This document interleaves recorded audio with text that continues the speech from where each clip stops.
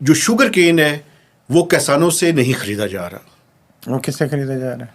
नहीं, किसानों से नहीं खरीद रहे ना, यही तो प्रॉब्लम है। किससे खरीद रहे हैं? डायरेक्ट किससे खरीद रहे भाई वो खरीद ही नहीं रहे, या अपनी मर्जी की जो किसान है उनसे ले रहे हैं, आम आदमी से वो गन्ना नहीं खरीद रहे, और इसकी वजह से क्राइसिस लाइक सिचुएशन है।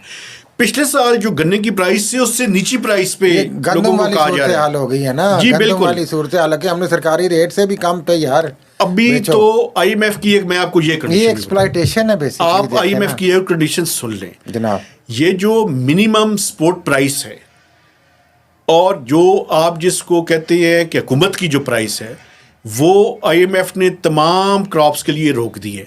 आपको पता है अक्टूबर के अंदर, मैक्सिमम नवंबर तक, अक्टूबर के अंदर हो जाता है कि एक गंदम की सपोर्ट प्राइस जो है वो अनाउंस कर दी जाती है।